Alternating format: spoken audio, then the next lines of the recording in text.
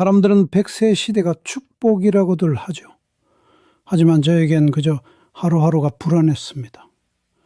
나이 드니 몸은 여기저기 쑤시고 자식들한테 짐되기 싫어서 평생 모은 5천만 원을 손에 꽉 쥐고 있었거든요.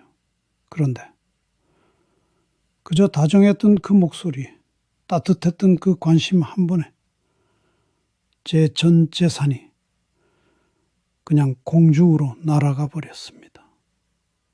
그 사람들은 처음부터 제 돈을 노린 게 아니었어요. 제 외롭고 허전한 마음을 먼저 훔쳐갔던 겁니다. 이 방송 보시는 분들, 이거 절대 남의 일 아닙니다. 그러니 제발 제가 오늘 드리는 이 억울한 사연 끝까지 꼭 좀 들어주세요. 제발요. 2025년 가을이 깊어가는 인천의 한 오래된 아파트. 69세 최민준 씨의 하루는 30년 넘게 맞춰온 시계처럼 정확하게 시작되었습니다. 새벽 6시 정각, 알람 소리 없이도 저절로 눈이 떠졌습니다. 그는 평생을 중소기업 인사팀 부장으로 살며 몸에 익힌 습관대로 침구부터 반듯하게 정리했습니다. 그의 작은 서재는 그의 인생이 담긴 박물관과도 같았습니다. 책상 한가운데에는 퇴직할 때 동료들에게 선물 받은 만년필이 정갈하게 놓여 있었습니다. 바르고 부지런하게라는 뜻의 근정이라는 두 글자가 새겨진, 이제는 손때가 묻어 반질반질해진 만년필이었죠. 그는 부드러운 천으로 만년필을 정성껏 닦는 것으로 하루를 열었습니다. 젊은 시절 사람의 됨됨이를 파악하려 날카롭게 번뜩이던 그의 눈썰미는 이제 돋보기 넘어 신문 활자를 좇는데 쓰이고 있었습니다. 만년필을 쥐고 그날의 주요 경제 기사를 베껴 쓰는 것이 그의 중요한 일과였습니다. 최 부장, 그 이름은 자부심이자 그의 세상 전부였습니다. 평생 사람을 살피고 평가하고 때로는 매정하게 돌아서야 하는 일을 했습니다. 사람 하나는 제대로 본다는 자부심으로 버텨온 인생이었습니다. 하지만 서재를 나서는 순간 그의 세상은 좁고 고요해졌습니다. 5년 전 아내와 사별하고 하나 있는 아들은 서울에서 재살기 바빴습니다. 이따금 걸려오는 아들의 전화는 늘 짧았습니다. 아버지, 식사는 하셨어요? 별일 없으시죠? 네, 지금 회의 들어가야 해서요. 제가 주말쯤 보고 다시 전화드릴게요. 그 주말이 몇 달째 오지 않고 있다는 걸 애써 모른 척했습니다. 아들 녀석도 먹고 살기 힘든 세상이니까요. 문제는 통장에 찍힌 퇴직금 1억 5천만 원이었습니다. 은행에 넣어두자니 하루가 다르게 오르는 물가에 돈의 가치가 녹아내리는 것만 같았습니다. 뉴스에서는 연일 사상 최악의 고물가, 마이너스 금리 시대의 도래 같은 무서운 말들만 쏟아져 나왔습니다. 30년 넘게 일한 대가가 이대로 쪼그라들어 나중에는 아들에게 손 벌리게 될지도 모른다는 생각에 밤잠을 설치기 일쑤였습니다. 그가 매일 아침 만년필을 들었던 것은 어쩌면 무너지는 현실 속에서 나는 아직 괜찮다는 주문을 외우고 싶었던 건지도 모릅니다. 그 단단하던 일상에 균열이 생긴 것은 동네 복지관에서였습니다. 어르신을 위한 알기 쉬운 경제교실. 시간을 때우러 나간 강좌였지만 내용은 귀에 들어오지 않았습니다.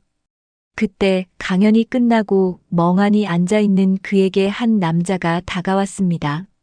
자신을 한국 시니어 재정연구소 소속의 김진성 팀장이라고 소개한 서글서글한 인상의 젊은이였습니다.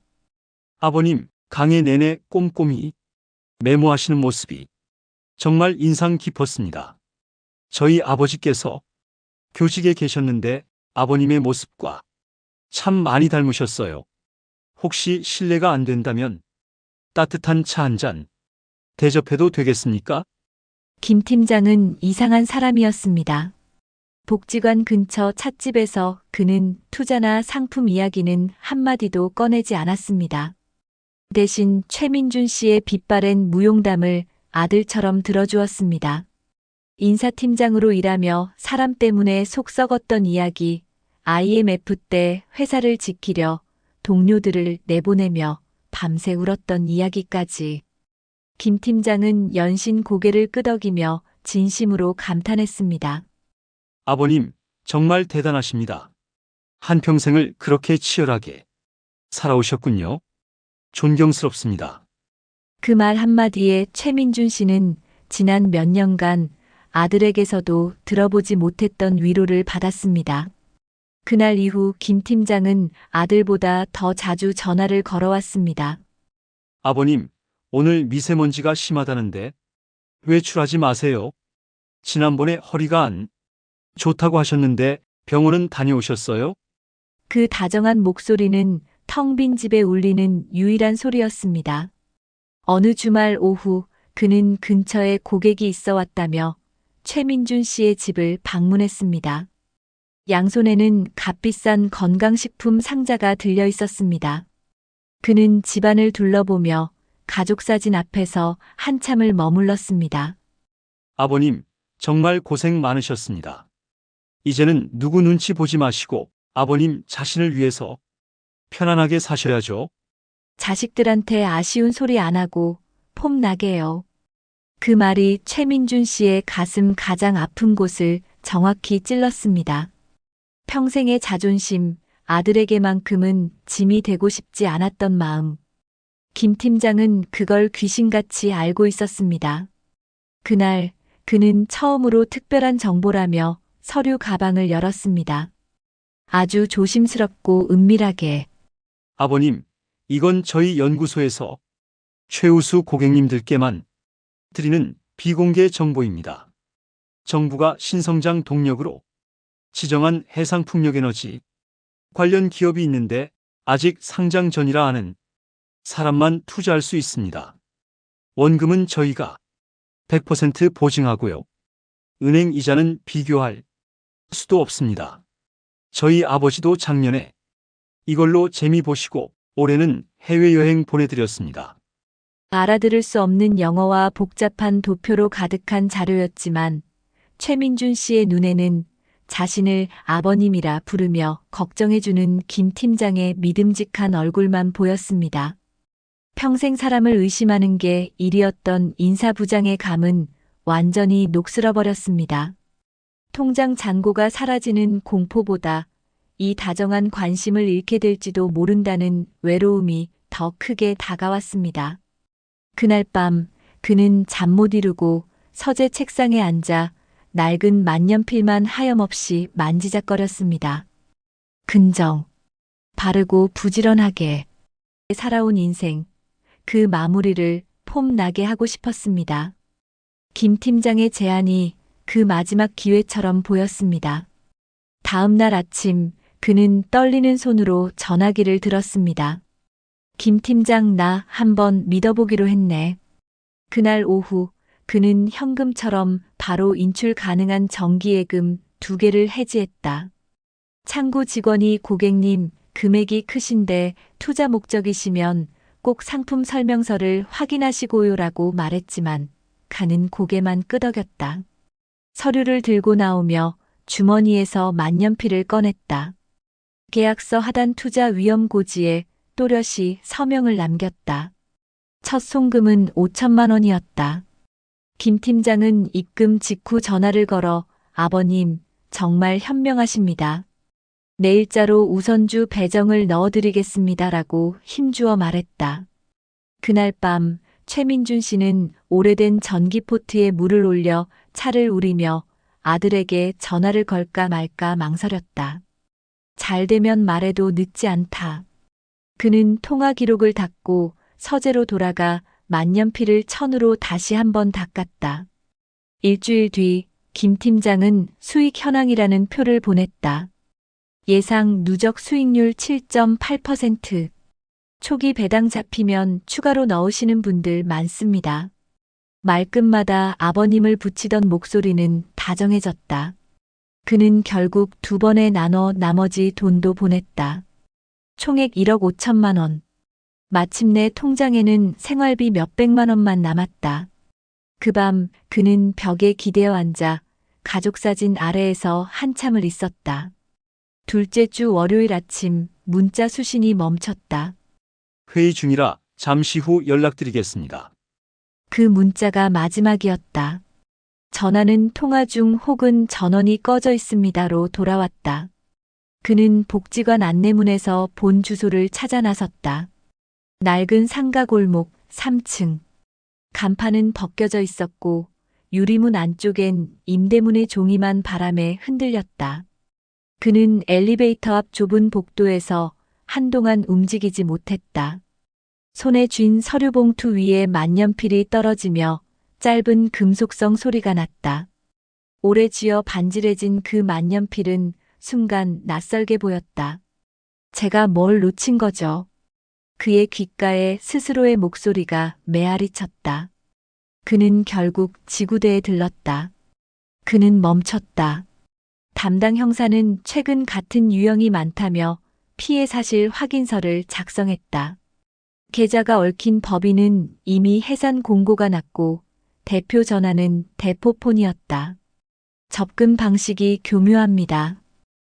복지관광좌병원 대기실 등에서 상호작용을 쌓고 가족 호칭으로 신뢰를 확보하죠. 그는 고개를 끄덕였다. 형사가 연락망이나 서류 사진을 남겨두신 게 있냐고 묻자 그는 주머니에서 만년필과 함께 접어둔 메모지를 꺼냈다. 날짜, 시각, 대화 요지, 계좌번호. 자필로 빼곡했다. 밤이 깊어 돌아온 집은 넓었다. 부엌식의 초침이 벽을 두드렸다. 그는 찻잔 옆에 만년필을 눕히고 불을 껐다. 잠결에 아들의 카카오톡 메시지가 떴다. 아버지, 이번 주는 지방 출장이 생겨서요. 다음에 꼭 봬요. 화면이 다시 어두워졌다. 새벽녘 그는 서재 불을 켰다. 비어버린 통장 내역을 인쇄해 모아두고 종이 위에 네모칸을 그리기 시작했다. 입금, 출금, 통화 방문 표제. 맨 윗줄에 강조선. 그는 한 칸씩 날짜를 채우며 손을 멈추지 않았다. 다음 날 그는 복지관 상담 창구에 들러 담당 사회복지사와 마주 앉았다. 혼자서 결정하셨군요. 조심스러운 말이었다. 그는 고개를 끄덕였다. 누가 내 이야기를 이렇게 길게 들어준 게 얼마만인지 몰라요. 그의 목소리는 낮았지만 분명했다. 사회복지사는 일정표를 꺼내 경로당 바둑 모임, 건강체조, 뉴스 읽기 소모임을 표시했다. 같이 가보실래요? 그는 바로 답하지 못했다. 만년필을 돌리다 멈추며 조용히 말했다. 가보겠습니다. 경로당 첫날, 그는 바둑판 앞에서 손을 떨었다. 맞은편 노인은 처음이면 누구나 떤다고 웃었다. 대국이 끝나자 누군가 물었다. 요즘 뉴스 어렵지요? 그는 웃으며 답했다. 그래도 표로 정리하면 또렷해집니다. 그날 저녁 집에 돌아와 그는 아들에게 먼저 전화를 걸었다. 민수야, 오늘은 내가 좋은 곳에 다녀왔어. 통화는 길지 않았지만 이후의 정적은 전과 달랐다. 그는 형사와 연락을 이어갔다. 송금 경로 추적, 관련 계좌 동결 신청, 공동대응센터 신고. 시간이 걸린다고 했다. 그는 이번엔 조급해하지 않기로 마음먹었다. 대신 매일 아침 만년필로 같은 문장을 베껴 썼다. 서두르지 않되 멈추지 않는다. 어느 날 형사가 말했다. 비슷한 피해자분들이 있습니다. 경로당에서 사례를 나눠주실 수 있을까요? 그는 잠시 말이 없었다가 말했다. 제가 할 수 있을까요? 작은 발표는 경로당 강의실에서 열렸다. 그는 스크린 대신 손수 만든 양식 몇 장을 돌렸다. 표의 맨 윗줄엔 붉은 펜으로 적힌 문장 하나. 처음 다가오면 첫 제안은 미룬다. 그는 사건을 시간순으로 정리한 표대로 읽었다. 마지막 장을 넘기며 그는 만년필을 가볍게 들어보였다. 이게 제 직업의 마지막 습관이자 제가 붙들 수 있었던 도구였습니다. 말이 끝나자 앞줄의 한 노인이 손을 들었다. 나도 비슷했소. 다른 사람도 고개를 끄덕였다. 누군가는 웃었고 누군가는 한숨을 쉬었다. 누구도 박수를 크게 치지 않았다. 그러나 흩어지는 사람들의 걸음이 전보다 조금 붙어 다녔다. 복도 끝에서 누군가 그에게 말했다. 다음에 차 한잔 하시지요. 그가 고개를 숙였다. 예, 좋습니다. 가을비가 그친 저녁, 그는 현관문을 잠그고 서재 불을 껐다. 거실을 지나며 사진 앞에 한번 멈췄다. 그리고 만년필을 제자리, 천위에 눕혔다. 뚜껑을 닫는 소리가 작게 울렸다. 그는 커튼을 젖혔다. 골목 입구, 가로등 불빛 아래 비가 잔잔히 마르고 있었다. 전화기가 가볍게 떨렸다. 아버지, 다음 주엔 진짜 뵐게요. 저도 보고 싶습니다. 그는 답장을 길게 쓰지 않았다. 그래, 난 잘 지낸다. 그 말 뒤에 작은 점을 하나 찍고 만년필을 내려놓았다. 그는 알았다. 되찾아야 할 것은 돈뿐만이 아니라 말의 자리를 다시 채우는 일이었다. 다음 날 일정표엔 네모칸들이 빼곡했다. 바둑 체조, 신문 읽기, 형사 연락, 발표 준비. 매니 여백에 그는 붉은 펜으로 한 줄을 더 그었다. 오늘도 기록한다. 오늘도 누군가와 말을 건다. 그 줄을 그으며 그는 서랍을 닫았다. 문이 닫히는 소리 뒤 집안 공기는 어제와 달랐다. 인생이라는 긴 길을 걷다 보면 문득 내가 잘 걸어온 게 맞나 뒤돌아볼 때가 있는 것 같습니다. 특히 젊은 시절 내 몸 하나 부수대라 일하며 쌓아 올린 삶인데 요즘 들려오는 세상 소식에 마음이 어지럽지는 않으신가요? 남들은 다 저만큼 번다더라 하는 말들이 마치 나만 뒤처진 것 같았던 기분이 들게 하고 때로는 지난 세월의 고생이 서럽게 느껴지기도 합니다. 하지만 선생님, 세상이 말하는 평균이라는 잣대로 우리의 귀한 인생을 재단할 수는 없습니다. 9사람이 땀 흘려 거둔 결실과 단 한 사람의 거대한 행운을 섞어버리면 대부분의 성실한 삶은 보잘것없어 보이기 마련이니까요. 오늘은 그 숫자 뒤에 숨겨진 진실과 함께 더 이상 남과 비교하며 상처받지 않고 우리의 남은 인생을 더 빛나게 만드는 지혜를 나눠보려 합니다. 부디 끝까지 함께 해주세요. 제 손때 묻은 낡은 가방 안에는 아직도 빛바랜 사원증 하나가 들어 있습니다. 평생의 청춘을 바친 일터의 문을 열어주던 저에겐 훈장과도 같았던 플라스틱 조각입니다. 달아빠진 모서리를 손끝으로 쓸어보면 삑 소리와 함께 굳건히 열리던 그 쇠문 소리가 지금도 귓가에 맴도는 듯합니다. 하지만 이제 그 문은 제 앞에서 2번 다시 열리지 않습니다. 51살의 어느 쌀쌀한 가을날 제 이름이 적힌 서류 한 장이 제 손에 들려왔습니다. 선배님, 정말 죄송합니다. 고개 숙인 후배의 떨리는 목소리 위로 사무실의 차가운 형광등 불빛이 유난히 시리게 느껴졌던 그날을 잊을 수가 없습니다. 무거운 발걸음으로 집에 돌아와 현관에 들어섰을 때 여보, 괜찮아요? 조심스레 건네는 아내의 물음에 저는 차마 고개를 들지 못했습니다. 괜찮다는 말이 목구멍에 걸려 나오지 않았습니다. 그날 저녁 보글보글 끓는 김치찌개의 온기마저 서늘하게 느껴졌고 가족들의 말없는 걱정이 식탁 위에 무겁게 내려앉았습니다.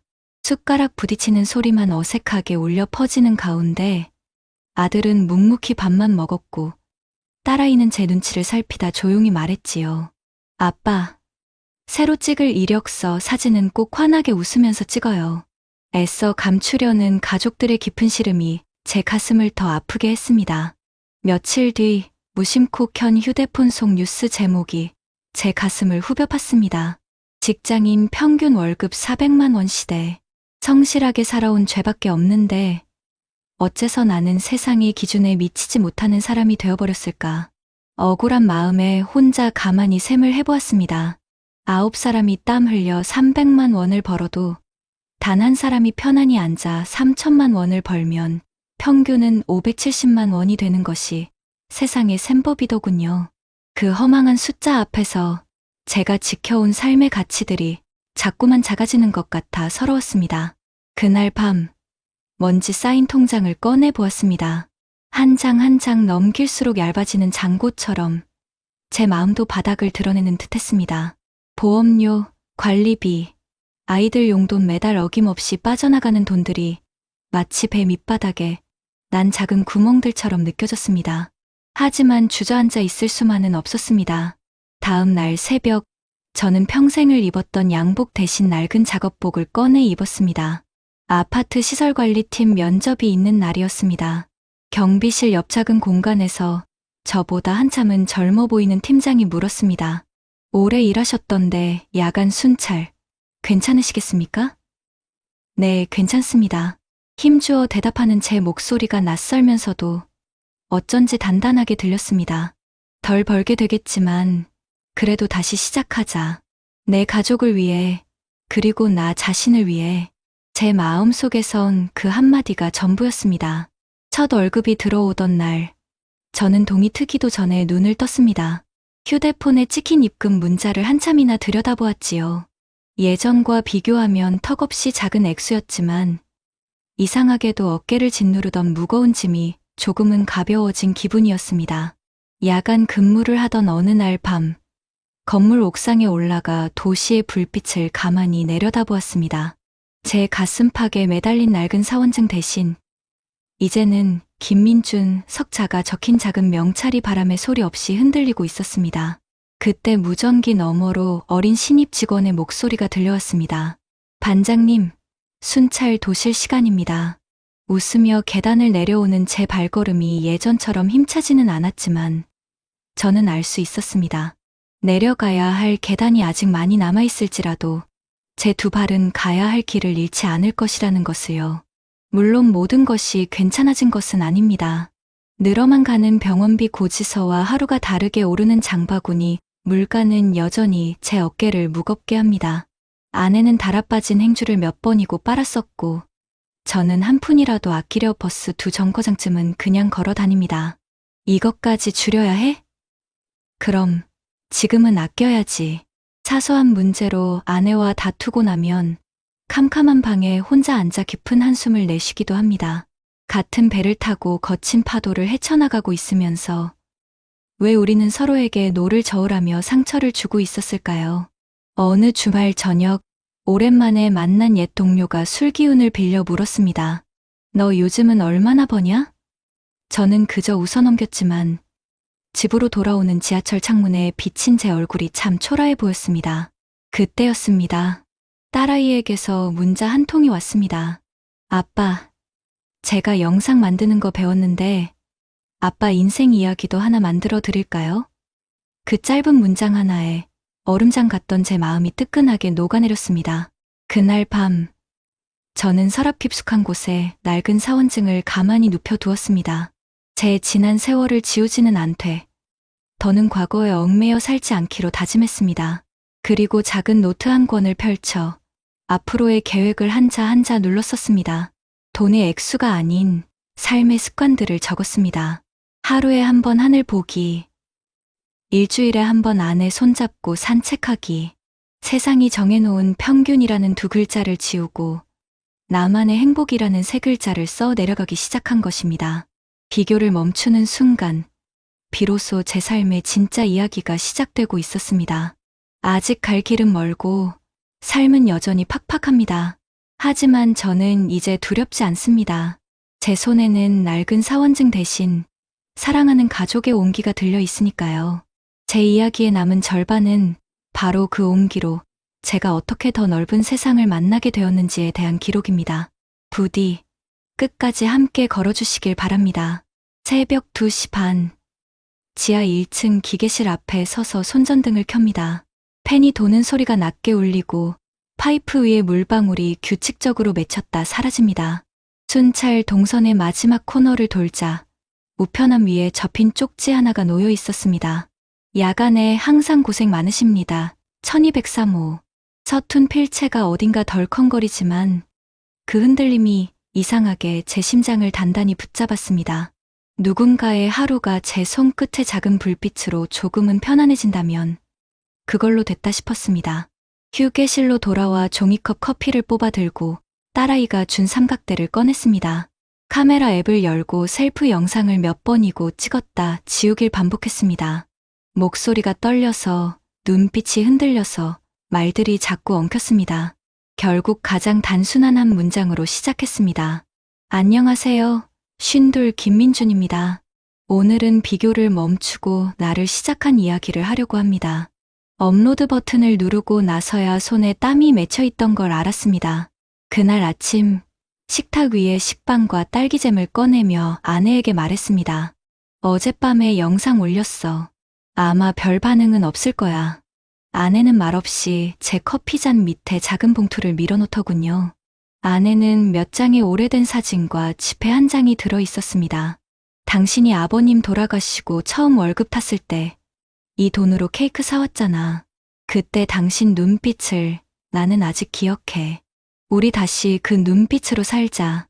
그 지폐에는 오래된 접힌 자국이 있었고 그 자국을 펴는 동안 제 등허리에서 무언가 오랫동안 굳어있던 것이 툭 하고 내려앉았습니다. 점심 무렵 휴대폰이 떨렸습니다. 영상에 첫 댓글이 달렸다는 알림이었습니다. 저도 67세에 경비 시작했어요. 평균 때문에 스스로를 미워했는데 오늘 덕분에 숨이 좀 놓였습니다. 고맙습니다.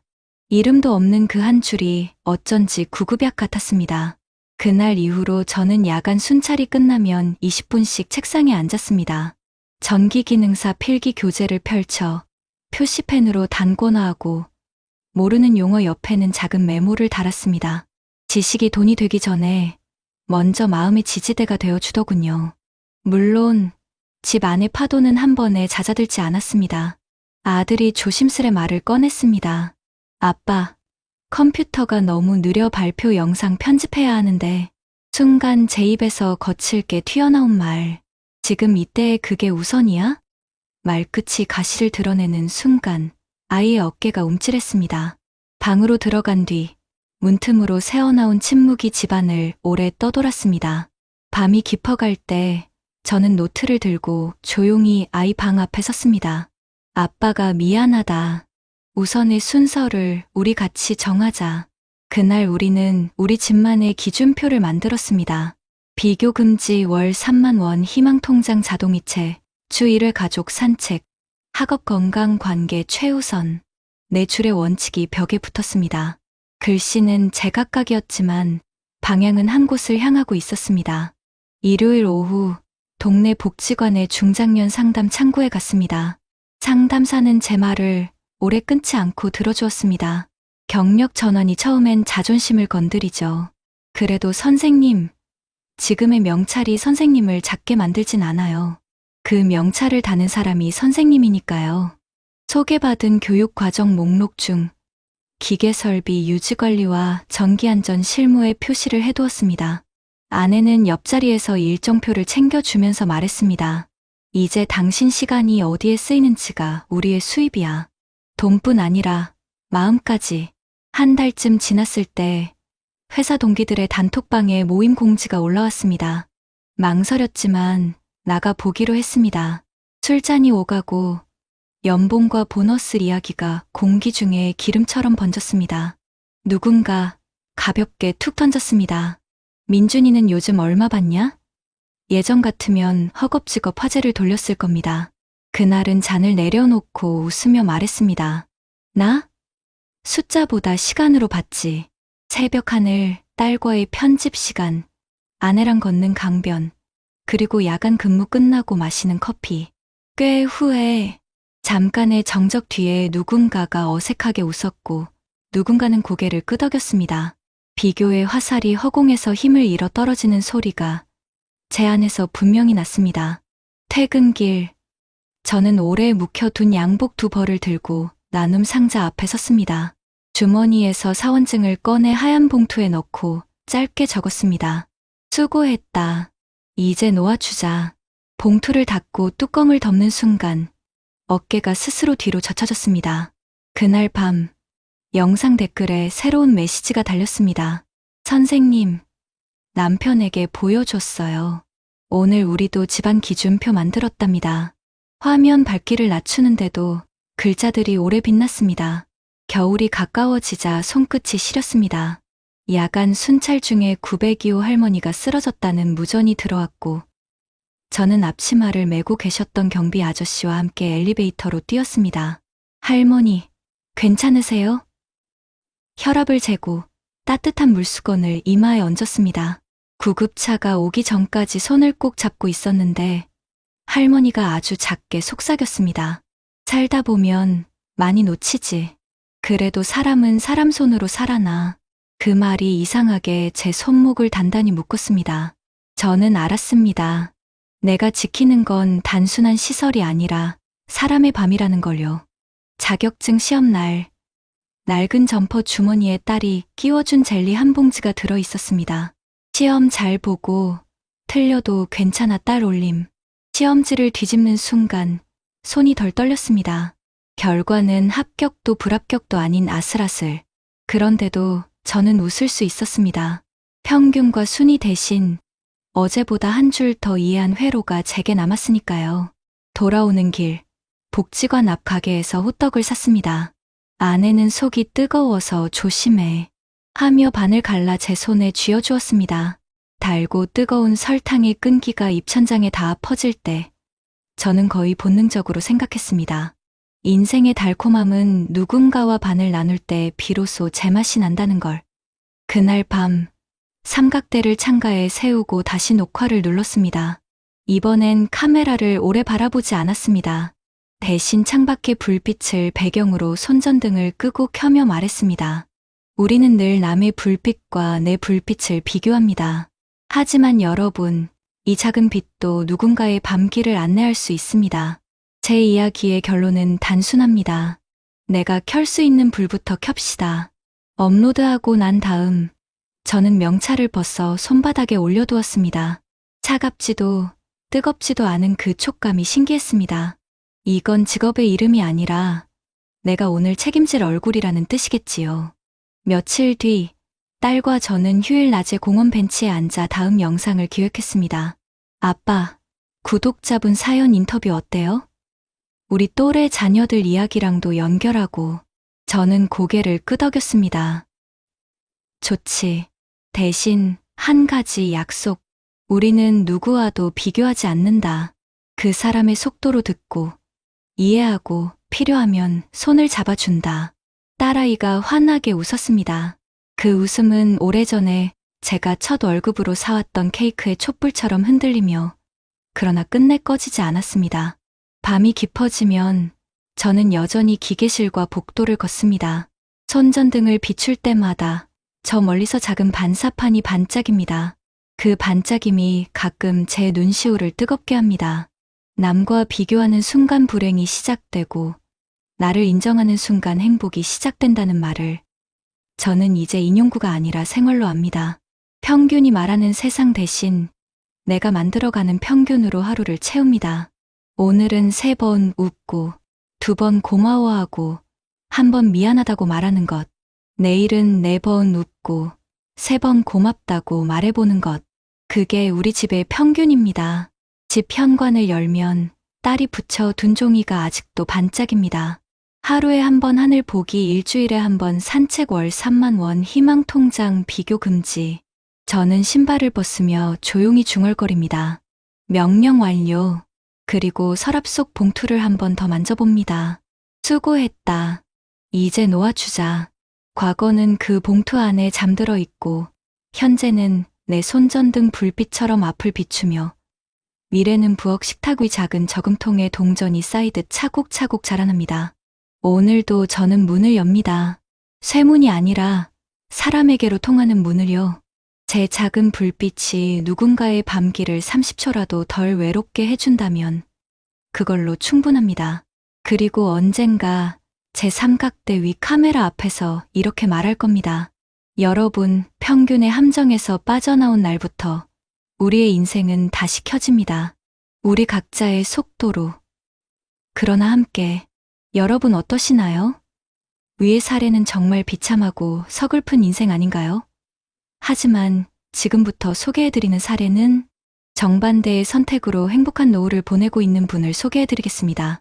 아침 6시, 전기포트가 조용히 끓어오르면 저는 창문을 조금 엽니다. 선선한 공기가 거실을 스치고 오래 써서 모서리가 반들반들해진 가죽 가계부를 식탁 위에 펼치죠.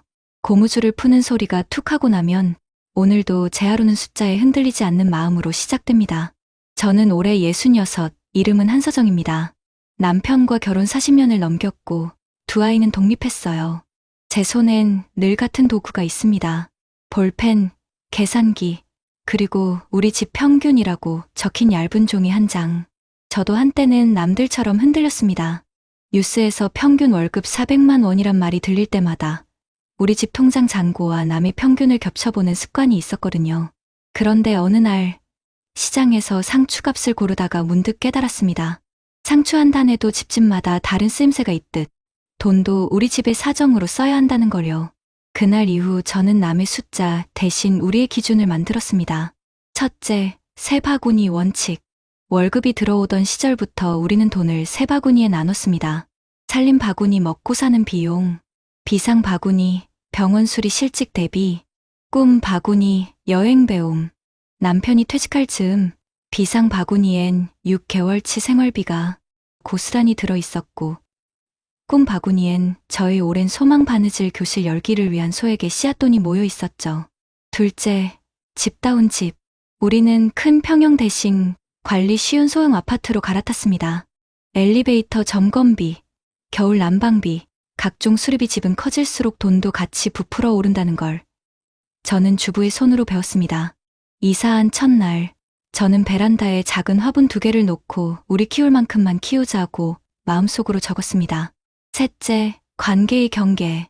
아이들이 성인이 된 뒤로 저는 제가 지킬 수 있는 선을 분명히 했습니다. 필요한 도움은 주되, 보증은 절대 서지 않기. 생활비는 주지 않아도 기술과 시간은 늘 내어주기. 엄마, 이번 달엔 좀 힘들어. 아이가 그렇게 말하면 저는 제 가계부를 펴서 함께 목록을 줄이고 다음 달에 채울 방법을 같이 찾았습니다. 대신 제가 병원에 갈 때면 아이들은 제 시간을 채워줬습니다. 엄마, 검사 날엔 내가 모실게. 돈 대신 서로의 시간을 주고받는 합의. 우리 가족의 작은 헌법이었죠. 넷째, 건강은 비용이 아니라 자산. 남편이 회사를 다닐 때부터 매주 토요일 오전은 동네 언덕길 걷기로 묶어두었습니다. 비 오면 우산 쓰고, 눈 오면 목도리 두르고, 아플 때 쓰려던 돈의 절반은 아프지 않기 위해 썼습니다. 운동화는 낡을수록 편안해지고, 저는 그 밑창에 저희 부부의 미래가 덧댐되는 걸 느꼈습니다. 다섯째, 배움의 명함. 저는 쉰을 넘기고 자격증 하나를 더 땄습니다. 손바느질 강사 과정. 돈을 벌겠다는 계산보다는 노년의 하루가 의미 있는 시간으로 채워지는 게 먼저였거든요. 복지관에서 봉사로 시작한 작은 수업은 지금도 일주일에 한 번씩 열립니다. 회비는 받지 않습니다. 대신 참가자들과 한 끼 반찬 레시피를 서로 나눕니다. 제 노후의 수입은 숫자만이 아니라 사람 냄새로도 채워진달까요? 이렇게 쓰니 여러분은 그래도 힘든 순간이 있었을 텐데 하실 겁니다. 물론입니다. 작년 봄 남편이 갑자기 허리 디스크로 입원했어요. 그때 저는 가계부의 비상 바구니에서 돈을 꺼내며 손이 덜 떨렸습니다. 왜냐하면 쓸 자리를 미리 정해둔 돈은 나갈 때도 품위가 있었거든요. 병실 창가에 앉아서 저는 남편에게 말했습니다. 여보, 이번 달 꿈 바구니는 비워도 돼. 대신 우리가 살아난 뒤 다시 채우면 되잖아. 남편이 웃으며 고개를 끄덕이던 그 표정 의지와 안도가 섞인 눈빛을 저는 아직도 기억합니다. 가끔은 유혹도 있었죠. 친구가 요즘 수익률 좋다며 고위험 투자를 권했을 때 저는 고무줄을 탁 하고 튕기며 답했습니다. 나는 우리 집 평균을 지킬래. 저 고무줄 소리는 저 자신에게 보내는 작은 경보음이자 안심 신호였습니다. 남들은 계단을 2칸씩 뛰어오르는 것 같아도 저는 1칸씩, 그러나 매일 올라가기로 했습니다. 저녁이 되면 거실 벽에 붙여둔 우리 집 평균표의 하루를 체크합니다. 웃음 3번, 감사 2번, 산책 30분, 지출 기록 1회, 연락 한 통. 숫자는 작아도 꾸준함의 모양은 큽니다. 어느 날은 감기 기운에 산책을 못하고 어느 날은 아이와 통화가 길어져 지출 기록이 밀리기도 합니다. 그러면 다음 날 살짝 더 채워 넣습니다. 평균은 남이 정해준 기준선이 아니라 우리가 살아가며 만드는 리듬이라는 걸 저는 이제 압니다. 우리 동네 성당 옆 공원에는 토요일이면 작은 벼룩시장이 섭니다. 그곳에서 저는 바느질 교실 친구들과 손수 만든 앞치마와 파우치를 무료로 나눠줍니다. 이거 김치 담글 때 입으세요. 받아드는 손마다 사연이 달라요. 혼자 사는 할아버지는 내 손이 느려서 김치 국물이 자꾸 흘러 하고 웃으셨고, 맞벌이 부부는 아이 미술가운으로 쓰면 되겠다 며 고마워했죠. 저는 그럴 때마다 생각합니다. 노후의 풍요는 통장 숫자만이 아니라 나눌 수 있는 손의 넉넉함에서 온다는 것을요. 밤, TV에서 또다시 평균 월급이 흘러나올 때 저는 리모컨을 내려놓습니다. 그리고 가죽 가계부의 맨 앞장에 쓰인 다짐을 한 번 더 읽습니다. 우리는 비교 대신 기록으로 산다. 기대 대신 습관으로 채운다. 불안 대신 준비로 나아간다. 손끝에 힘이 들어가고 마음이 가라앉습니다. 제 노후는 거창한 계획이 아니라 작은 반복의 총합이라는 것을 매일 확인하고 있으니까요. 어느 날 딸아이가 전화를 했습니다. 엄마, 전세 올랐어. 조금만 도와줄 수 있어? 저는 잠깐 숨을 고르고 조용히 말했습니다. 엄마가 줄 수 있는 건 지금 이만큼이야. 대신 다음 주말에 같이 집을 더 찾아보자. 이사 비용은 엄마 시간이랑 발품으로 도울게. 딸아이는 한숨 같던 숨을 내뱉고 웃었습니다. 엄마, 역시 엄마답다. 전화를 끊고 나니 제 안에서 미안함 대신 단단함이 남았습니다. 사랑은 무한정 내어주는 것이 아니라 무너지지 않게 나누는 것이라는 걸 저는 제 노후의 첫 장에서부터 배워왔으니까요. 오늘도 저는 가계부의 고무줄을 다시 묶습니다. 툭 소리가 작게 울리고 저녁 찻잔에서 김이 오릅니다. 창밖 가로등 불빛이 식탁 귀퉁이를 부드럽게 비춥니다. 저는 천천히 생각합니다. 남의 평균이 아니라 우리 집의 평균으로 사는 법. 그 법을 지키다 보니 내일이 두렵지 않습니다. 삶이란 결국 내가 책임질 수 있는 만큼 사랑하고 내가 감당할 수 있는 만큼 꿈꾸는 일이니까요. 여기까지가 제 이야기의 앞부분입니다. 다음에는 우리 집 세 바구니가 진짜 위기를 어떻게 버텼는지, 그리고 제가 바느질 교실에서 만난 사람들과 서로의 밤을 어떻게 덜 외롭게 했는지를 들려드리겠습니다. 작년 여름 남편이 건강검진에서 심장협착 소견을 받았을 때 순간 제 머릿속이 하얘졌습니다. 수술은 아니지만 꾸준한 관리와 약물이 필요합니다. 의사의 차분한 설명에도 불구하고 병원비 계산서를 받아 들었을 때 심장이 쿵 내려앉는 듯했지요. 하지만 그 순간 저는 서랍 깊숙이 넣어두었던 비상 바구니 통장을 떠올렸습니다. 고무줄을 풀 때 나는 익숙한 툭 소리처럼 제 마음도 묘하게 안정되더군요. 돈을 쓸 자리를 미리 정해두니 막상 꺼낼 때는 불안보다 준비해두었다는 자부심이 먼저였습니다. 병실 창가에 앉아 남편 손을 잡으며 말했지요. 여보, 우리가 이 순간을 위해 아껴왔잖아. 두려워하지 말고 같이 가자. 남편은 고개를 끄덕이며 제 손등을 쓰다듬었습니다. 그 촉감이 촘촘히 꿰맨 바느질 자국처럼 단단히 제 삶을 이어주었습니다. 위기는 거기서 끝이 아니었습니다. 가을이 되자 장바구니 물가가 한 달 새 몇만 원이나 더 올랐습니다. 시장에서 사과 한 봉지를 들고 계산하려다 예전 같으면 그냥 사자 했을 물건들을 한참 들었다 내려놓기를 반복했습니다. 하지만 집에 돌아와 냉장고 앞에 붙여 둔 우리 집 평균표를 보며 숨을 고르곤 했습니다. 지출 기록 1회. 저는 장보기를 끝낸 날마다 영수증을 붙여놓고 아내이자 엄마의 책임이 아닌 우리 가족의 합의로 이 상황을 기록했습니다. 덕분에 불평보다 대화가 많아졌습니다. 딸은 직접 반찬을 만들며 엄마, 된장국은 제가 할게요 라고 했고, 아들은 배달 알바를 하며 이번 달 교통비는 내가 낼게 라며 의젓한 모습을 보여주었습니다. 어려움은 여전했지만 가족 모두가 평균을 함께 지킨다는 사실이 제 마음을 든든하게 했습니다. 동네 복지관에서 운영하는 바느질 교실도 저를 지탱해주는 힘이었습니다. 한 번은 수업에 나오는 70대 아주머니가 그러셨어요. 서정 씨, 지난번 앞치마 아직도 잘 쓰고 있어. 근데 이번에는 사위한테 줄 파우치 하나 만들어줄 수 있을까? 그 말에 저는 웃으며 바늘을 꿰었습니다. 우리가 만든 작은 천 조각들이 누군가의 삶 속에서 작은 힘이 되는 순간, 그것은 통장 숫자와는 비교할 수 없는 행복이었습니다. 그리고 저는 그곳에서 비슷한 나이의 동료들과 함께 노후의 외로움은 손끝에서 풀린다는 말을 몸소 느꼈습니다. 겨울이 깊어가던 어느 날, 딸이 전화를 걸어왔습니다. 엄마, 집값이 또 올랐어요. 저희 부부가 더 이상은 감당이 안 돼요. 순간 제 마음은 무거웠습니다. 하지만 저는 차분히 말했지요. 엄마가 당장 큰 돈은 못 줘. 대신 이번 주말에 같이 발품 팔아서 더 나은 전세집을 찾아보자. 실제로 우리는 토요일 하루 종일 발바닥이 얼얼해질 정도로 부동산을 돌며 집을 봤습니다. 점심으로 먹은 김밥 한 줄이 그렇게 맛있을 수가 없었죠. 그날 저녁 딸이 제 손을 꼭 잡으며 말했습니다. 엄마, 돈보다 시간이 더 큰 힘이었어요. 저는 그 말을 들으며 제 선택이 옳았음을 다시 한번 확인했습니다. 노후의 자산은 돈뿐 아니라 함께 써주는 시간이라는 걸요. 남편이 퇴원한 후 우리는 매일 저녁 30분씩 걷기를 다시 시작했습니다. 처음에는 숨이 차서 자꾸 멈추던 남편이 어느 순간 저보다 앞서 걷기 시작했습니다. 땀방울이 이마를 타고 흘러내리는 모습을 보며 저는 속으로 다짐했습니다. 그래, 이게 우리가 지켜야 할 진짜 평균이지. 하루에 30분 함께 걷는 이 시간, 평균 월급, 평균 연금보다 훨씬 값진 우리 집의 평균이었습니다. 시간은 흘러 제 바느질 교실은 이제 10명이 넘는 사람들이 찾아옵니다. 어떤 이는 남편을 잃고 혼자 사는 슬픔을 견디려 오고, 어떤 이는 손자에게 줄 앞치마를 만들며 미소 짓습니다. 저는 수업을 마칠 때마다 말합니다. 여러분, 우리가 바느질로 꿰매는 건 천 조각이 아니라 우리 삶의 구멍이에요. 사람들은 고개를 끄덕이며 서로의 어깨를 다독입니다. 그렇게 우리는 숫자가 아닌 사람의 온기로 노후를 살아가고 있습니다. 이제 저는 압니다.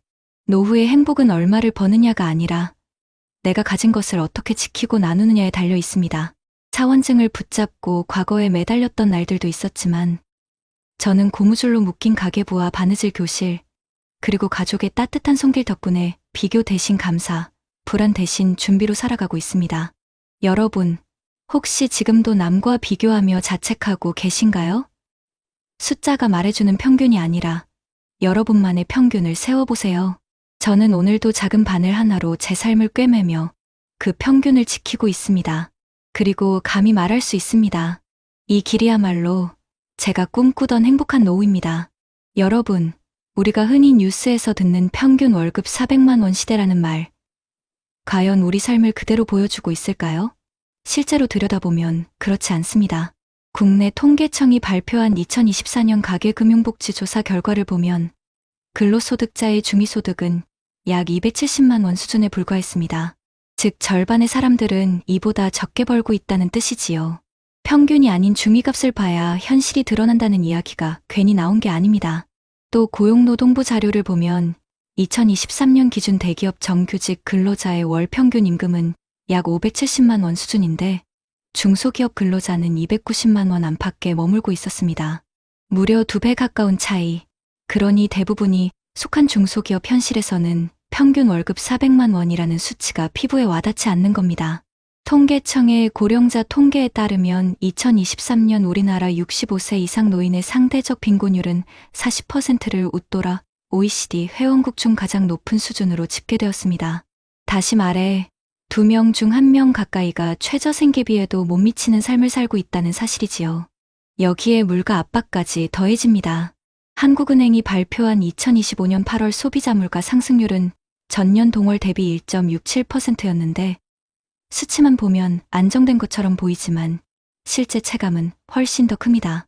특히 식료품, 외식, 의료비 같은 노년층 필수 지출 품목은 훨씬 더 높은 상승률을 기록했기 때문입니다. 실제 한국보건사회연구원의 보고서에서도 노인 가구의 소비 중 40% 이상이 건강 관련 지출에 쓰이고 있다는 분석이 나왔습니다. 고령층이 돈을 벌 기회는 줄어드는데 꼭 필요한 지출은 오히려 가파르게 늘어나는 구조적 모순 속에 놓여 있다는 겁니다. 또한 국민연금의 한계도 분명히 드러납니다. 국민연금공단이 공개한 2024년 연금 수급자 현황을 보면 전체 수급자의 절반 이상이 매달 100만 원 미만을 받고 있었습니다. 실제로 수급액 평균은 약 62만 원 수준이었고 최소 가입 기간을 채우지 못한 이들은 30만 원 안팎에 그쳤습니다.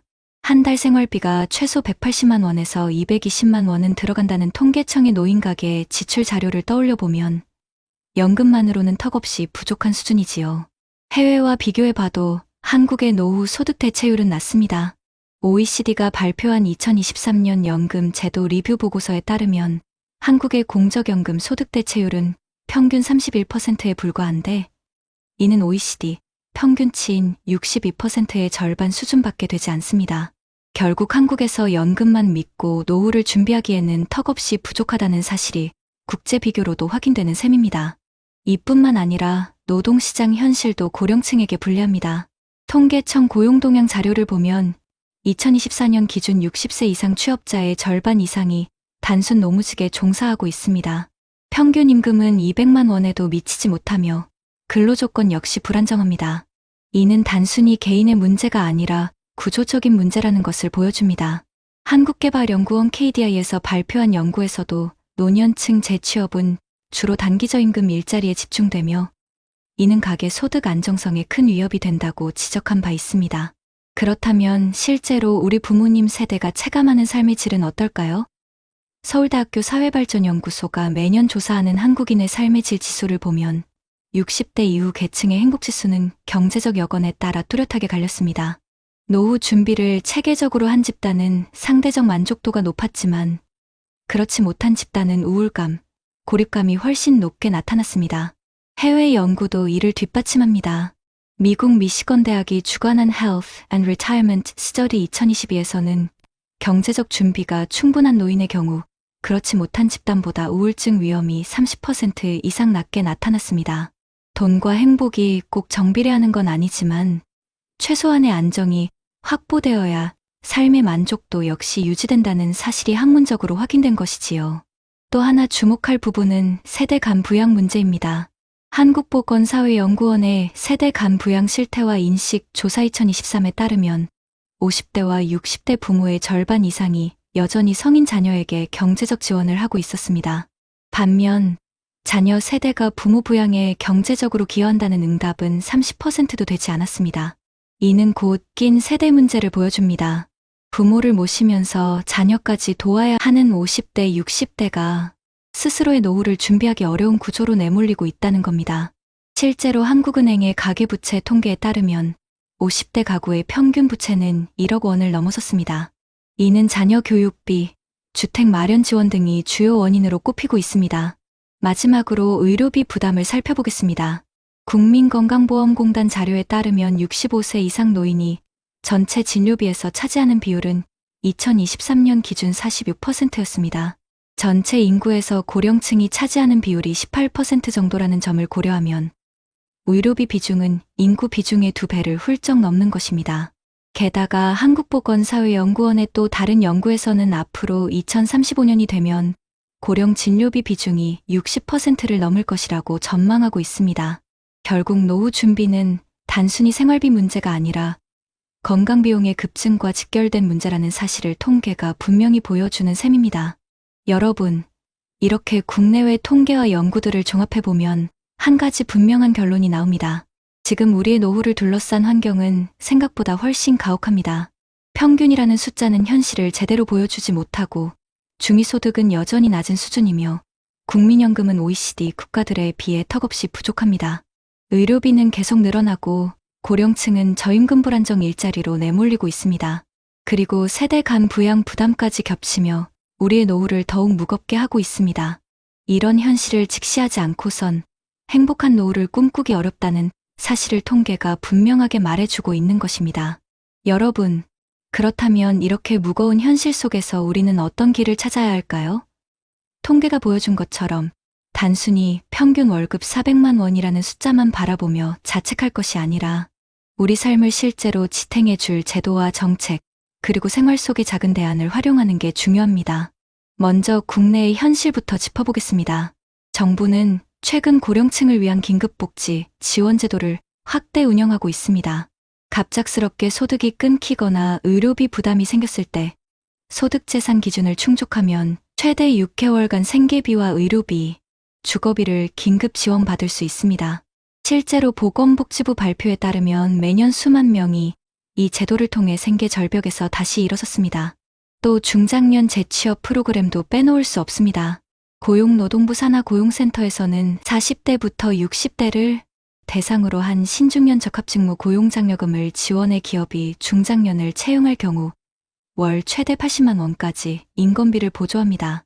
저임금 단기 일자리만 남아있다고 생각하기 쉽지만 이런 제도를 활용하면 경비시설관리뿐 아니라 행정, 상담, 돌봄 같은 분야에서 안정적인 자리를 찾을 수 있습니다. 더 나아가 각 지자체는 지역 상황에 맞게 고령층 정책을 내놓고 있는데 예를 들어 서울시는 어르신 돌봄 SOS 서비스를 운영해 갑자기 아프거나 돌봄이 필요한 노인 가정에 간호사 생활지원사를 신속히 파견하고 있고 부산시는 오시센터를 중심으로 중장년층의 재교육과 창업 컨설팅을 지원하며 광주광역시는 노인 일자리 통합지원센터를 운영하여 공공영사회 서비스형 일자리를 매년 수천 개씩 제공하고 있습니다. 또한 국민연금만으로 부족한 현실을 보완하기 위해 정부는 기초연금 제도를 확대 적용하여 65세 이상 소득 하위 70% 어르신들에게 최대 월 40만 원을 지급하고 있습니다. 해외 사례도 눈여겨볼 필요가 있습니다. 일본은 한국보다 먼저 고령사회에 진입했는데 이들은 지역 포괄케어 시스템을 운영하여 의료 돌봄 주거생활 지원 서비스를 동네 단위로 묶어 제공합니다. 덕분에 노인이 병원 요양원 집 사이를 전전하지 않고 한 지역 내에서 연속적인 지원을 받을 수 있죠. 또 독일은 장기요양보험 제도를 통해 노인이 일정 기간 이상 돌봄이 필요하다고 판정되면 현금 급여 또는 서비스 급여 중 선택할 수 있도록 하고 가족 돌봄을 택할 경우에도 금전적 보상을 지급합니다. 이런 해외의 방식은 우리나라에도 시사하는 바가 큽니다. 의료비 부담이 커지는 한국에서 단순히 병원 진료비 지원을 넘어서 지역 단위의 통합 돌봄 체계와 가족 돌봄 보상이 병행된다면 고령층의 삶은 한결 안정될 수 있을 겁니다. 전문가들도 공통적으로 강조합니다. 노후의 빈곤 문제는 개인의 무능이 아니라 사회 구조적 문제이며 공적 안전망과 지역 공동체의 연결망이 강화될 때 비로소 해법이 열린다. 결국 중요한 것은 이미 만들어진 제도를 알고 적극적으로 활용하는 우리의 태도입니다. 영상 보시는 분들 중 혹시라도 지금 생활비가 모자라 힘들다면 혼자 끙끙 앓지 마시고 주민센터나 고용센터, 복지관을 먼저 찾아가시길 권합니다. 또한 우리 스스로도 작은 실천을 병행할 수 있습니다. 오늘 당장 가계부에 우리 집 평균을 적어보고 지역에서 운영하는 평생교육건강 프로그램을 찾아 등록하는 것, 이것이 바로 시작입니다.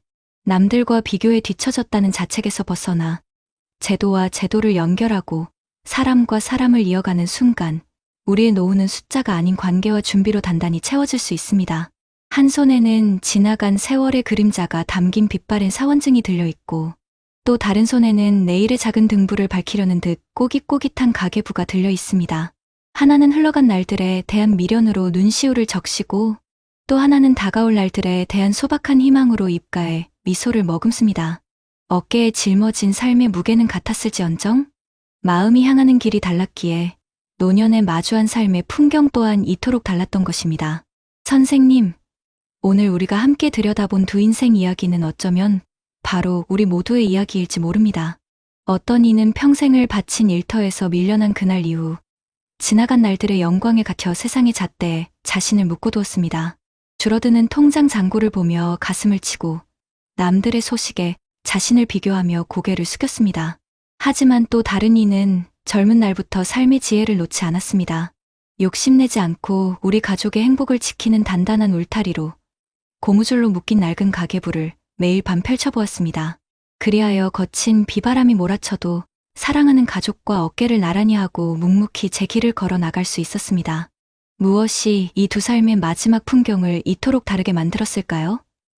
그것은 결코 거창한 성공이나 특별한 재능이 아니었습니다. 그저 우리 삶의 갈림길에서 마주하는 아주 작은 선택의 차이였습니다. 지나간 영광에 매달릴 것인가, 아니면 내일의 계획을 세울 것인가, 남들이 말하는 평균을 부러워할 것인가, 아니면 우리 집만의 행복을 지켜낼 것인가. 그 작은 마음의 방향이 우리 인생의 마지막 빛깔을 결정했던 것입니다. 선생님, 우리네 인생길은 아직 끝나지 않았습니다. 50이 넘고 60을 지나 70을 바라보는 오늘의 우리에게도 여전히 새로운 아침은 밝아옵니다. 그 아침을 어떻게 맞이하시겠습니까? 지나간 날들을 원망하며 하루를 보내시겠습니까? 아니면 작은 희망이라도 손수 가꾸며 오늘을 살아가시겠습니까? 자식에게 모든 걸 내어주고 텅 빈 손을 보며 한숨 지을 수도 있지만 따뜻한 밥 한 끼 함께 먹는 시간의 소중함을 나눌 수도 있습니다. 우리 사회도 더는 혼자 걷도록 내버려 두지 않습니다.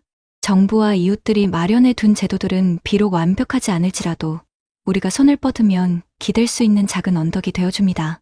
동네 복지관의 문을 두드리는 작은 용기, 새로운 것을 배우려는 소박한 열정, 도움이 필요할 때 주변에 손 내밀 수 있는 마음만 있다면 우리의 길은 결코 외롭지 않을 것입니다. 그러니 부디 이제는 비교의 그늘에서 서성이지 마십시오.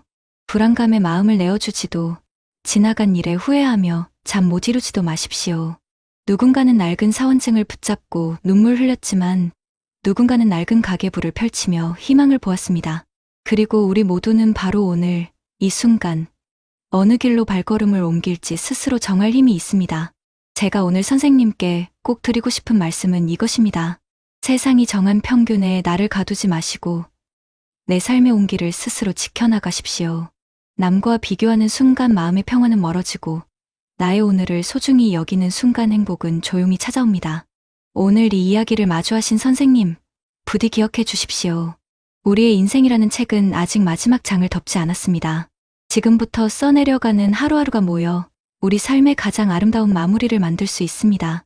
작은 습관 하나가, 따뜻한 말 한마디가 남은 인생의 풍경을 서러운 눈물에서 감사한 미소로 바꾸어 놓을 것입니다. 부디 선생님의 남은 날들이 더 이상 초라한 하루가 아닌 소박한 기쁨과 잔잔한 감사가 가득한 귀한 시간으로 채워지기를 바랍니다. 그리고 언젠가 우리 모두가 거울 앞에 서서 나는 내 인생의 주인으로 참 잘 살아왔노라고 스스로를 다독여줄 수 있기를 진심으로 기원합니다. 여러분 혹시 이런 생각 해보셨나요? 늙어가면서 혹시 내가 가족에게 짐이 되는 건 아닐까? 얼마 전 자녀가 이제 혼자 계시는 게 위험해요 라고 말했을 때 가슴이 철렁 내려앉았어요. 혹시 내가 모르는 사이에 서류에 사인을 하고 정든 집을 떠나게 되는 건 아닐까 하는 두려움. 여러분도 혹시 느껴보신 적 없으세요? 나이가 들면 몸도 마음도 약해지지만 가장 무서운 건 혼자라는 외로움이잖아요. 저는 그 두려움에 너무 서러워서 결국 눈물을 보이고 말았답니다. 제가 겪은 그 억울한 사연 말씀드릴 테니 제발 끝까지 들어주세요. 여러분, 혹시 이런 걱정 해보신 적 있으신가요? 내가 늙어가면서 가족에게 짐이 되는 건 아닐까? 최근 뉴스 보셨나요? 70대 어르신이 홀로 살다가 약을 제때 챙기지 못해 응급실에 실려간 일이 있었죠. 의료비 부담은 눈덩이처럼 커지고 생활비까지 줄줄이 빠져나가면서 결국 요양원 입소를 고민하게 되셨다고 합니다. 남의 일 같으신가요? 하지만 지금 50대, 60대인 우리 모두가 겪을 수 있는 현실입니다. 한번 상상해 보세요. 어느 날 갑자기 가족들이 집안을 둘러보고 서류에 도장을 찍으라고 한다면 그 순간 나는 이제 버려지는 걸까?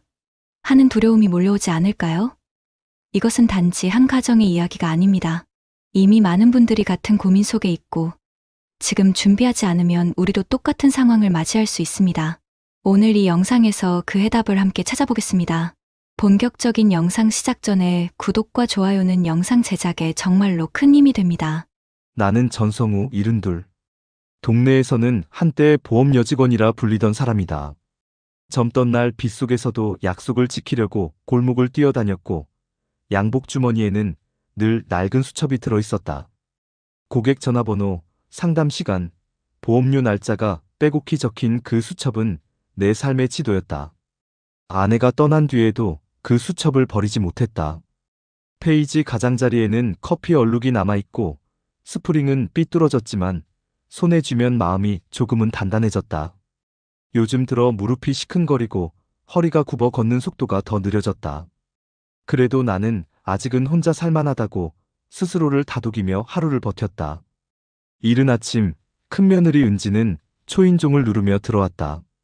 아버님, 냉장고 한번 볼게요. 우유 언제 사셨어요? 어제 같은데 글쎄, 그제였나? 은지는 유통기한을 손가락으로 짚더니 살짝 입술을 깨물었다. 작은 며느리 수진도 그날 오후에 들렀다. 아버님, 가스레인지 밸브는 요즘 꼭 잠그고 주무세요? 그럼 내가 누구냐? 수첩에도 체크하지. 나는 낡은 수첩을 펼쳐 보여주었다. 그러나 체크칸은 몇 줄이 비어 있었다. 손떨림 탓에 글씨도 기울어 있었다. 수지는 말끝을 흐렸다. 혹시 밤에 화장실 가실 때 불 켜시죠? 복도에 작은 불이라도. 그 말에 대답을 얼버무렸다. 한밤중에 발끝으로 더듬어 걷던 일이 머릿속을 스쳤다. 며칠 뒤 큰아들이 연락했다. 아버지, 건강검진 예약했어요. 새로 생긴 내과라는데 장비도 좋대요. 뭘 갑자기 검진이야? 괜찮다니까.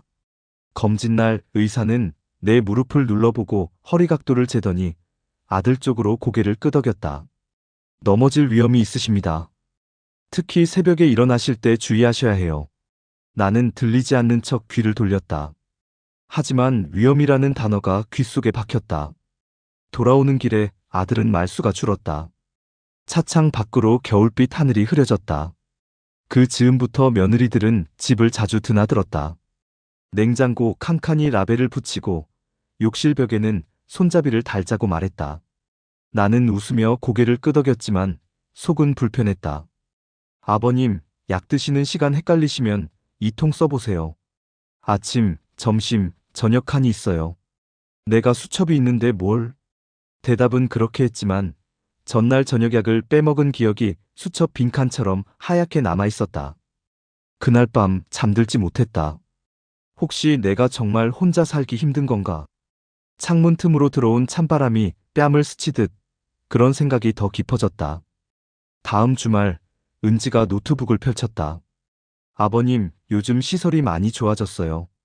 프로그램도 다양하고 의료진 상주에 안전 설비도 잘 되어 있고요. 화면 속 밝은 조명이 내 방의 어둠과 대조를 이뤘다. 안내문, 웃는 간호사, 넓은 거실. 나는 고개를 끄덕였지만 마음속 어둠은 더 커졌다. 마치 이제 그곳으로 가셔도 괜찮다는 사인을 받는 느낌이었다. 수첩을 다시 펼쳤다. 오래전 고객 이름 옆에 약속 준수라고 적힌 글씨가 보였다. 그때의 나는 늦지 않으려고 뛰었다. 요즘에 나는 무엇을 향해 걷고 있는가? 며칠 후 아들이 두꺼운 봉투를 꺼냈다. 아버지, 내일 아침 일찍 나가요. 필요한 건 간단히 챙기시면 돼요. 어디를? 좋은 곳, 안전한 곳이요. 좋은 곳이라는 말이 이상하게 들렸다. 어쩐지 끝이 보이는 말이었다. 나는 수첩 맨 앞장에 집 나갈 때 확인이라는 페이지를 펼쳤다. 안경, 지갑, 수첩. 체크박스를 하나하나 더듬는데 손끝에 힘이 잘 들어가지 않았다. 사인만 좀 해주세요, 아버지. 은지가 펜을 내밀었다. 서류는 글씨가 작고 칸이 많았다. 동의 확인, 개인정보. 단어들이 빗물처럼 번져 보였다. 이게 무슨 서류냐? 아버님을 위한 절차예요. 자세한 건 내일 차에서 말씀드릴게요. 나는 펜을 잡았다. 손등에 핏줄이 툭 붉어졌다. 한 줄, 두 줄, 이름을 쓰는 동안 짐이 되는 것이라는 말이 마음속에서 커졌다. 사인을 끝내자 은지는 조심스레 봉투를 덮었다. 그날 밤 수첩을 무릎 위에 올려놓고 앉았다. 첫 장에는 오래전 내 손글씨가 있었다. 오늘도 약속을 지킨다. 그 문장을 손끝으로 더듬다가 한숨이 나왔다. 창밖에서 눈이 시작됐다. 전기요를 올려도 발끝이 시렸다. 나는 속삭였다. 정심아, 나 잘한 거지? 대답은 눈송이 소리처럼 가벼웠다. 불 켜진 거실 시계가 느리게 움직였다. 내일 아침이라는 말이 점점 가까워지는 소리였다. 아침 현관의 선이 다리가 후들거렸다. 가족사진 액자를 한 번 더 바라보았다. 은지는 내 코트를 단정히 걸쳐주었다. 아버님, 춥지 않게 목도리도 하세요. 나는 고개를 끄덕이며 물었다. 거긴 멀어?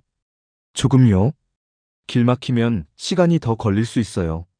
문이 닫히는 소리가 낯설었다.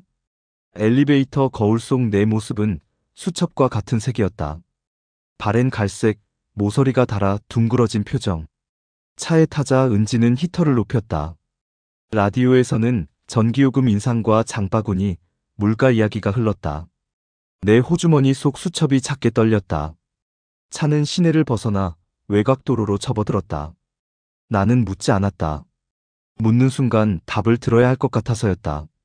대신 수첩 빈칸에 오늘 날짜를 적었다. 글씨가 삐뚤어졌다. 손끝이 얼어 있었다. 신호에 멈춘 차창 밖으로 어린 손을 잡은 노인이 보였다. 그 장면이 금세 멀어졌다. 가슴이 답답해졌다. 잠깐만 쉬었다 갈까? 은지가 눈치를 보며 물었다. 괜찮다. 목이 말랐다. 그러나 물병을 열지 않았다. 입술이 트는 느낌이 오히려 현실 같아서였다. 우리는 한적한 주택가에 도착했다. 담벼락 너머로 철제 대문이 보였다. 표지판 같은 건 없었다. 나는 멈칫했다. 여기가 맞아? 은지는 미소를 지었지만 그 미소가 무슨 뜻인지는 알 수 없었다. 차문이 열리자 차가운 공기가 들이쳤다. 나는 수첩을 더 꽉 쥐었다. 종이 끝이 손바닥에 눌려 자국이 났다. 대문 앞 초인종 아래 작은 명패가 반짝였다. 그때 멀리서 아이들 웃음소리가 바람을 타고 들려왔다. 나는 숨을 한번 고르고 문 앞에 섰다. 초인종 소리가 귓속을 톡 건드렸다. 초인종이 울리자 대문이 열렸다. 나는 떨리는 다리로 현관 앞으로 발걸음을 옮겼다. 낯선 집, 낯선 공기. 이제 여기서 내 여생을 보내야 하는구나라는 체념이 목구멍까지 차올랐다. 현관에 들어서자 신발들이 보였다. 아이들 운동화, 여자 구두, 남자 구두. 그 순간 가슴이 쿵 내려앉았다. 요양원이라면 있을 수 없는 풍경이었다. 나는 얼어붙은 채 은지를 바라보았다. 며느리는 미묘한 미소를 지었다. 아버님, 들어가 보세요.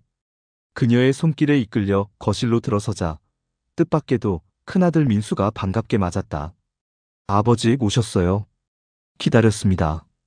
이어 작은아들까지 계단에서 내려왔다. 눈앞이 아득해졌다. 나는 순간 모든 게 이해되지 않았다. 혹시 마지막 작별 인사를 하는 건가? 하지만 분위기는 눈물보다 웃음이 가득했다. 둘째 며느리 수진이 다가와 말했다. 아버님, 이제 저희랑 같이 사시는 겁니다. 큰 집하고 저희가 합가를 했어요. 혼자 계시는 게 늘 마음에 걸려서요. 그 말을 듣는 순간 손에 쥔 낡은 수첩이 바닥에 떨어졌다. 빛바랜 종이가 바람에 한 장 흘러갔다. 나는 무릎을 굽히려 했지만 다리가 풀려 그대로 소파에 주저앉았다. 눈물이 왈칵 쏟아졌다. 며느리들이 놀라 왜 우세요? 라며 달려왔지만 나는 아무 말도 할 수 없었다. 버려진다는 공포가 한순간에 무너지고 대신 따뜻한 안도감이 밀려왔다. 그 눈물은 서러움이 아니라 구원이었다. 그제야 모든 조각들이 맞춰졌다. 은지와 수진이 집안을 살피던 이유, 서류에 사인을 요구하던 이유, 가방만 간단히 챙기라던 말. 그 모든 게 합가 준비였던 것이다. 아들들은 내 방을 따로 마련해 두었다. 미끄럼 방지 매트가 깔린 화장실, 허리를 받쳐주는 침대, 버튼이, 큰 리모컨이 딸린 텔레비전, 그리고 창가에는 내가 오래전부터 원하던 안락의자. 냉장고에는 내가 즐겨 먹던 고등어 반찬과 아침마다 마시던 둥글레차가 이미 준비되어 있었다. 정원 한쪽에는 작은 텃밭까지 만들어 놓았다.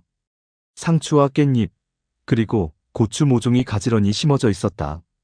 아버님이 직접 가꾸시면 좋을 것 같아서요. 수진의 설명을 듣는 순간 나는 손등으로 눈물을 훔쳤다.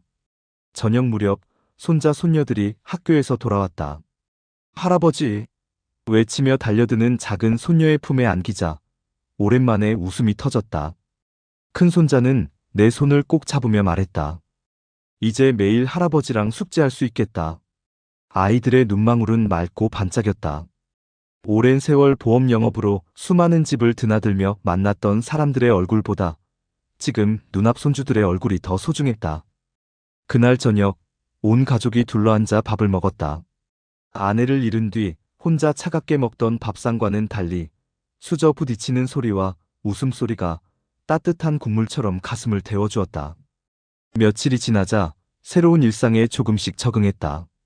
아침이면 며느리가 된장국을 끓여주었고, 점심에는 민수가 퇴근 전 도시락을 챙겨두고 갔다. 저녁이면 가족 모두가 모여 이야기를 나눴다. 손주들은 학교에서 있었던 일을 쏟아냈고, 나는 가끔 수학 문제를 풀어주거나 옛날 이야기를 들려주었다.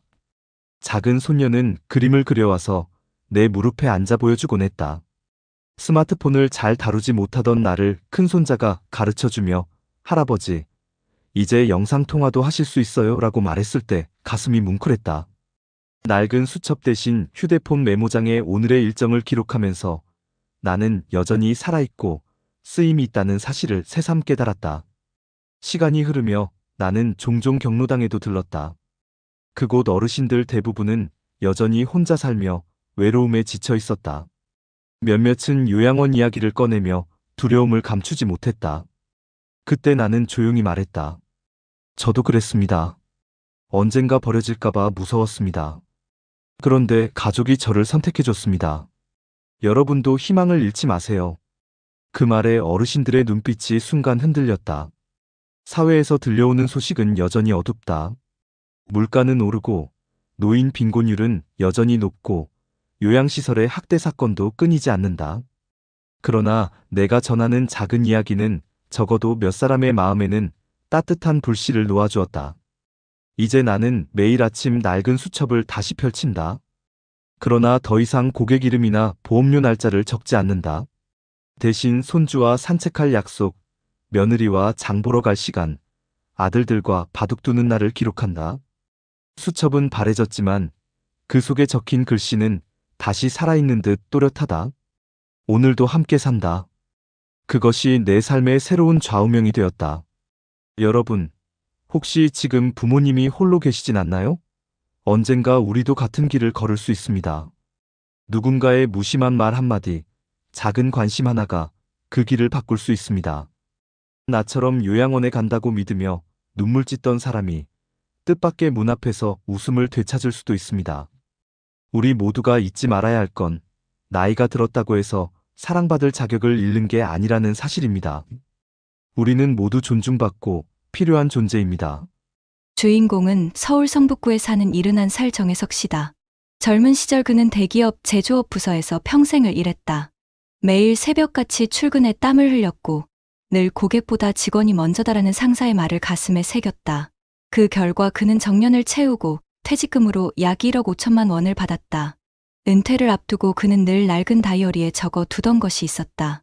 은퇴 후 준비라는 제목 아래 주거 안정, 의료 대비, 자녀와의 관계, 취미 생활, 사회활동 5가지 항목이 빼곡히 적혀 있었다. 아내 윤정숙 여사는 늘 남편의 그런 꼼꼼한 습관을 두고 당신은 보험 설계사 같아라며 웃곤 했다. 은퇴 직후 찾아온 현실은 녹록지 않았다. 퇴직 당시만 해도 정혜석 씨는 앞으로는 여행 다니면서 천천히 살자고 생각했지만 곧 세상이 달라지고 있음을 절감했다. 2025년 현재 한국은 물가가 치솟았다. 전기요금은 2차례 인상되었고 병원 진료비와 약값도 부담이 커졌다. 동네 시장에서 사던 배추 한 포기 값마저 작년보다 더 비싸졌다. 동년배 친구들은 퇴직금으로 무리하게 상가를 분양받거나 유행처럼 번지던 무인 창업에 뛰어들었다. 그러나 경기 침체와 소비 위축으로 한 달도 안 되어 적자가 쌓였고 몇몇은 대출이자에 쫓기며 고생하고 있었다. 정혜석 씨 역시 주변 권유를 받았다. 형님, 요즘 코인 조금만 넣어도 2배는 금방이에요. 노후엔 월세 들어오는 상가 하나가 최고라니까. 그러나 그는 고개를 저었다. 나는 모르는 건 안 한다. 안정적인 게 최고지. 그는 퇴직금을 3갈래로 나눴다. 일부는 국민연금과 함께 굴릴 수 있는 연금저축펀드에 넣었고 일부는 장기채권과 안전한 ETF에 분산시켰다. 나머지는 비상금으로 CMA 통장에 남겨두었다. 아내와는 절대 원금 깨먹는 투자는 하지 않는다는 약속을 했다. 갈등은 자녀 문제에서도 있었다. 아들 부부가 아파트 전세금을 올려달라는 부탁을 해왔다. 그 순간 그는 잠시 흔들렸다. 당신, 애들 도와줘야 하는 거 아냐? 아내가 조심스럽게 물었다. 그는 수첩을 펼쳐들며 답했다. 우리가 가진 돈을 다 내주면 우리 노후는 누가 지켜? 빌려줄 순 있어도 다 줄 순 없어. 결국 그는 일부만 보태주고 나머지는 아들이 은행 대출로 해결하게 했다. 덕분에 관계는 잠시 서먹했지만 시간이 지나면서 아들도 부모의 뜻을 이해했다. 또 하나의 위기는 건강이었다. 은퇴 후 불규칙한 생활로 혈압이 오르고 당 수치가 경고 수준까지 올라갔다. 친구들이 술자리를 권할 때마다 그는 단호하게 거절했다. 이제는 건강이 재산이라며 새벽마다 동네 공원을 돌았다. 아내는 남편의 땀 젖은 운동복을 받아들며 이제야 당신이 진짜 자기 몸 챙기네라며 안도했다. 2023년 겨울 동네 경로당에서 만난 한 친구가 안타까운 소식을 전해왔다. 혜서가 내 고등학교 동창 태수 알지? 퇴직금 다 날리고 요양원 갔다더라. 그 말을 들은 밤 그는 잠을 이루지 못했다. 하지만 동시에 결심은 더 단단해졌다. 내가 준비한 길이 틀리지 않았구나. 정혜석 씨 집 거실 한쪽에는 커다란 화이트보드가 걸려 있다. 그 위에는 한 달 지출 계획이 크게 적혀 있었다. 공과금 15만 원, 식비 40만 원, 의료비 20만 원, 여가비 10만 원. 매달 이렇게 나눠 쓰면서도 그는 여유를 남겼다. 남은 돈은 자동으로 적립식 펀드에 들어갔다. 주말이면 그는 손자 손녀와 시간을 보냈다. 아이들이 놀러 오면 직접 만든 야채전을 부쳐주었다. 손자는 할아버지 방 안에 있는 낡은 다이어리를 보며 할아버지, 이건 뭐예요? 라고 물었다. 이건 말이다. 내가 은퇴 전에 세운 계획 노트야. 이거 덕분에 우리 집이 든든한 거야. 손녀는 환하게 웃으며 할아버지 멋있다라고 말했다. 2024년 봄, 정혜석 씨는 병원에서 큰 충격을 받았다. 정기 검진에서 의사가 말했다. 혈압이 기준치를 넘었습니다. 당 수치도 위험합니다. 지금 관리하지 않으면 뇌졸중 같은 큰 병이 올 수 있어요. 그 순간 그는 눈앞이 캄캄해졌다. 내가 이렇게 준비했는데도 결국 무너지는 건가 라는 생각이 스쳤다. 하지만 그는 오래전 다이어리에 적어둔 글귀를 떠올렸다. 건강은 돈으로 살 수 없다. 지금 지켜야 한다. 그날 이후로 그는 생활을 완전히 바꿨다. 매일 새벽 5시 공원 산책을 빠뜨리지 않았고 집 안식탁에는 채소와 생선이 중심이 되었다. 술자리는 단호히 끊었다. 처음엔 친구들이 섭섭해했지만 몇 달 뒤 오히려 그를 따라 운동을 시작하는 사람이 늘었다. 가장 힘들었던 건 아내의 걱정스러운 눈빛이었다. 당신 괜찮겠어? 너무 무리하지 마. 정수가, 내가 무너지면 우리 둘 다 힘들어져. 조금 힘들어도 지켜야 해. 그 대화는 부부의 결심을 더 굳게 했다. 몸 상태가 점점 회복되면서 그의 노후는 새로운 국면을 맞았다. 퇴직금 일부로 가입한 연금저축펀드에서 매달 일정 금액이 들어왔고 국민연금도 함께 받으면서 생활비는 충분히 감당할 수 있었다. 특히 그는 자식에게 손 벌리지 않는다는 원칙을 지켰다. 한 번은 아들이 다시 부탁했다. 아버지, 우리 집에 전세금이 또 오르는데 조금만 더 보태주시면 안 될까요? 정혜석 씨는 잠시 고민하다 차분히 말했다. 아들아, 내가 스스로 감당해야 한다. 내가 무리해서 도와주면 나중에 더 힘들어진다. 대신 방법을 같이 찾아보자. 그는 아들과 함께 은행을 찾아 대출 조건을 비교해주고 세입자 권리금 문제까지 꼼꼼히 확인해 주었다. 직접 돈을 주지는 않았지만 아들은 아버지의 지혜와 경험에서 큰 도움을 얻었다. 몇 달 뒤 아들은 고개를 숙이며 말했다. 아버지, 처음엔 서운했는데 이제는 이해합니다. 저도 제 힘으로 해내야죠. 이 일은 가족 간 신뢰를 더 단단히 만들었다. 2025년 현재 정혜석 씨의 하루는 규칙적이다. 아침엔 아내와 함께 동네 복지관에서 요가 수업을 듣고 점심엔 자전거를 타며 운동을 한다. 오후에는 손자 손녀와 비디오 통화를 하고 저녁에는 아내와 함께 집 근처 도서관을 찾는다. 집 거실 한쪽에는 여전히 낡은 다이어리가 있다. 이제는 더 이상 수치나 계획표만 적히지 않는다. 대신 이렇게 쓰여 있다. 오늘도 함께 웃었다. 오늘도 건강을 지켰다. 그는 주변 친구들에게 말하곤 한다. 내가 큰 돈 번 것도 아니고 특별한 운이 있었던 것도 아니야. 다만 욕심내지 않고 기본을 지켰을 뿐이지. 건강 챙기고 돈은 나눠 쓰고 자식과 선을 지킨 것. 그게 다야. 동네 경로당에서 그가 전하는 말에 많은 이들이 고개를 끄덕였다. 우리도 아직 늦지 않았어. 작은 준비라도 지금부터 해야지. 정혜석 씨는 더 이상 불안해하지 않는다. 병원비가 두려워서 잠 못 이루지도 않고 자식에게 의지해야 한다는 죄책감에 괴로워하지도 않는다. 그는 스스로의 힘으로 그리고 아내와의 믿음으로 든든한 노후를 살아가고 있다. 정혜석 씨의 이야기는 우리 모두에게 말해준다. 노후 준비에 정답은 없지만 기본을 지키는 것이 가장 큰 답이다. 여러분, 혹시 지금 준비가 부족하다고 느끼시나요? 아직 늦지 않았습니다.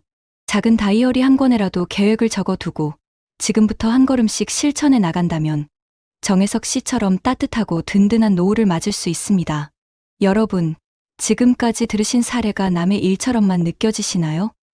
하지만 우리 사회의 통계와 연구들을 살펴보면 이 문제는 결코 특별한 한 가정의 이야기가 아니라 우리 모두가 직면하고 있는 현실임을 알 수 있습니다.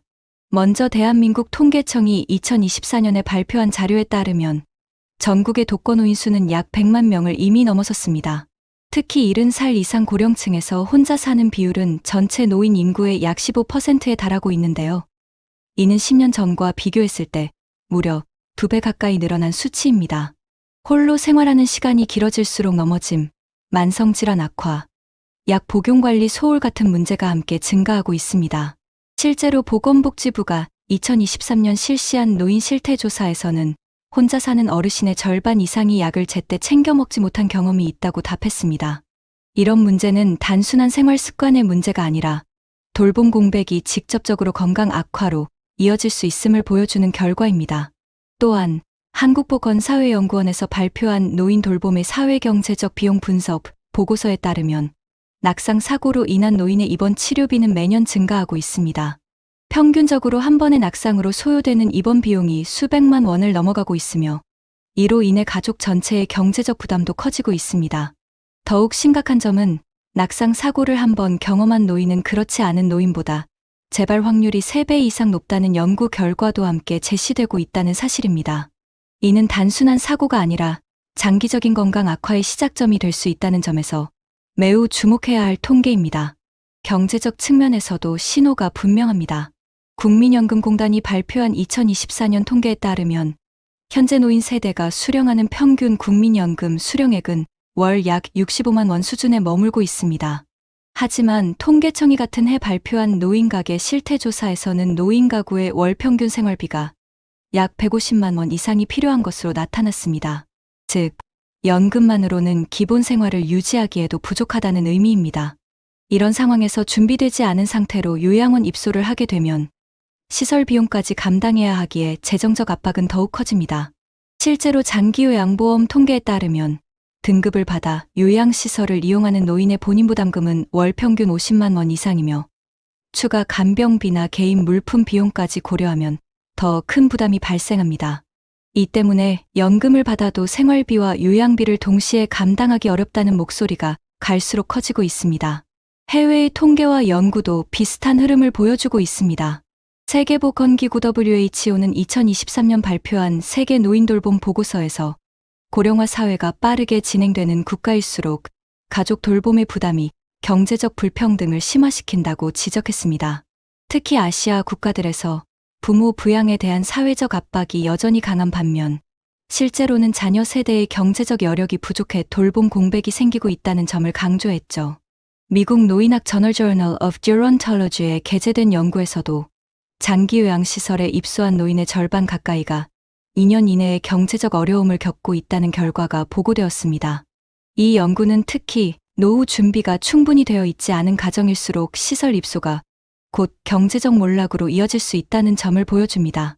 국내 논문 중에서도 한국보건사회연구원이 발표한 노인 돌봄 서비스 이용과 삶의 질의 상관관계 연구 결과를 보면 요양시설보다는 지역사회 돌봄 서비스를 받은 노인들의 삶의 만족도가 더 높게 나타났습니다.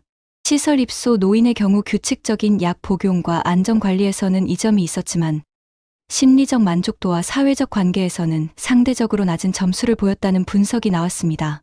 이는 시설 중심 돌봄이 주는 한계를 드러내는 동시에 노인이 가족과 지역사회 속에서 지낼 수 있도록 지원하는 정책의 중요성을 다시 한번 강조하는 결과라 할 수 있습니다. 또 한 가지 주목할 점은 노인 학대와 관련된 통계입니다. 보건복지부가 2024년 발표한 자료에 따르면 요양시설 내에서 발생한 노인 학대 건수는 공식적으로 보고된 것만 연간 500건 이상입니다. 그러나 한국형사정책연구원에서 진행한 별도 연구에서는 실제 발생 건수는 이보다 훨씬 많을 것으로 추정했습니다. 특히 약물 과다 투여, 방임, 언어적 학대 등이 주요 유형으로 나타났으며 신고율이 낮아 은폐되는 경우가 많다고 합니다. 해외 학술지인 The Lancet Public Health에서도 비슷한 경고가 나왔습니다. 전 세계적으로 시설 내 노인학대 발생률은 보고된 수치보다 최소 2~3배 높을 수 있으며 이는 제도적 관리와 인력 부족 문제에서 비롯된다고 분석했습니다. 이러한 연구와 통계들은 한 가지 중요한 사실을 우리에게 알려줍니다. 노후 준비가 단순히 돈을 모으는 것에 그치지 않는다는 점입니다. 생활비, 의료비, 요양비 같은 경제적 요인뿐 아니라 신체적 안정과 정신적 만족, 사회적 관계망까지 함께 고려해야만 진정한 의미의 노후 대비가 완성된다는 겁니다. 즉, 준비된 사람과 준비되지 못한 사람의 삶의 질 차이는 단순한 수치가 아니라 하루하루의 행복과 존엄으로 이어지는 결정적인 요소라는 거죠. 여러분, 그렇다면 이런 문제를 어떻게 해결할 수 있을까요? 전문가들은 공통적으로 노후 준비는 개인의 힘만으로는 부족하다. 사회와 제도가 함께 보완해야 한다고 강조합니다. 실제로 대한민국 정부도 이런 문제를 인식하고 여러 정책을 추진하고 있는데요. 먼저 보건복지부는 2025년 기준으로 장기요양보험 제도를 더 강화하고 있습니다. 그동안 치매나 중증 질환자 위주로 지원이 집중되었다면 최근에는 경증 노인들도 일상생활 지원을 받을 수 있도록 등급 판정 기준을 완화하는 논의가 진행되고 있습니다. 또 노인이 집에서 안전하게 지낼 수 있도록 재가 돌봄 서비스를 확대하고 있는데요. 가정의 간호사와 요양보호사를 파견해주는 방문요양방문간호 제도가 대표적입니다. 이를 통해 요양원에 가지 않고도 일정 부분 돌봄을 받을 수 있도록 선택지를 늘려주고 있는 겁니다. 통계에 따르면 이미 이 서비스를 이용하는 어르신 수가 수십만 명에 달하고 특히 2024년 이후 지자체 차원에서 지원 예산을 늘리면서 접근성이 훨씬 좋아졌습니다. 지자체별 노력도 눈에 띕니다. 서울시의 경우 어르신 돌봄 SOS 서비스를 운영하면서 갑자기 돌봄 공백이 생겼을 때 단기간 요양보호사 파견이나 응급 간병을 지원하고 있습니다. 실제로 2024년 한 해 동안만 약 10만 건이 넘는 긴급 돌봄이 제공되었다고 발표했죠. 경기도는 노인 맞춤 돌봄 서비스를 통해 돌봄이 필요한 어르신 가정에 전담 생활지원사를 배치해주고 있고 부산광역시는 독거노인 응급안전안심 서비스를 강화해 집안에 IoT 센서를 설치하고 이상 징후가 감지되면 즉시 돌봄센터와 연결되도록 시스템을 고도화했습니다. 이런 지역 기반의 정책은 실제로 큰 성과를 내고 있는데 응급실 이송까지 이어질 뻔한 위기를 사전에 막아낸 사례가 꾸준히 보고되고 있습니다. 또한 일부 지자체에서는 노인 돌봄과 동시에 생활비 지원을 결합한 새로운 프로그램도 시범 운영 중입니다. 예를 들어 전라북도 일부 군 단위 지역에서는 고령층에게 매달 소액의 돌봄 수당을 지급해 돌봄 서비스 이용 시 부담을 줄여주고 있습니다. 전문가들이 강조하는 또 하나의 대안은 지역사회 기반 돌봄 네트워크입니다. 요양시설에만 의존하기보다 마을 단위에서 노인과 이웃이 함께 돌보는 구조를 강화하는 것이죠. 실제로 OECD 보고서에서도 에이징 인 플레이스, 에이징 인 플레이스 정책이 노인 삶의 질을 높이는 핵심 요소라고 분석했습니다. 우리나라에서도 비슷한 흐름이 나타나고 있습니다. 최근 서울과 대전, 광주 등 대도시에서는 커뮤니티 케어 시범 사업이 추진되면서 노인이 병원이나 시설에 들어가지 않고도 지역사회 안에서 주거의료 돌봄 서비스를 통합적으로 받을 수 있도록 하는 모델을 운영하고 있습니다. 이 사업은 2025년 현재 점차 전국으로 확산되는 추세입니다. 해외의 사례도 참고할 만합니다. 일본은 이미 고령화가 우리보다 앞서 진행된 나라로 지역 포괄 케어 시스템을 통해 노인이 사는 동네 안에서 의료, 간호, 돌봄, 예방, 주거를 한 번에 연계하는 정책을 시행하고 있습니다. 덕분에 요양원 입소율이 줄어들고 집에서 여생을 보내는 비율이 늘고 있다고 합니다. 유럽 국가 중에서는 덴마크가 유명한데 덴마크는 1980년대부터 아예 대형 요양시설 신축을 중단하고 재가 돌봄을 국가 전략으로 삼았습니다. 지금은 대부분의 노인이 집에서 간호사와 돌봄 인력을 통해 생활하고 있으며 시설 대신 서비스 하우스라는 소규모 주거 공간을 마련해 독립성과 안전을 동시에 보장하고 있습니다. 미국도 최근 메디케어 제도를 활용해 홈 헬스케어, 홈 헬스케어를 확대하고 있으며 특히 원격 의료와 스마트 기기를 접목해 혼자 사는 노인이 응급 상황에서 즉시 도움을 받을 수 있도록 기술 기반 돌봄 시스템을 발전시키고 있습니다. 이런 해외 정책들은 우리나라가 앞으로 어떤 방향으로 나아가야 하는지 참고할 수 있는 좋은 모델이 됩니다.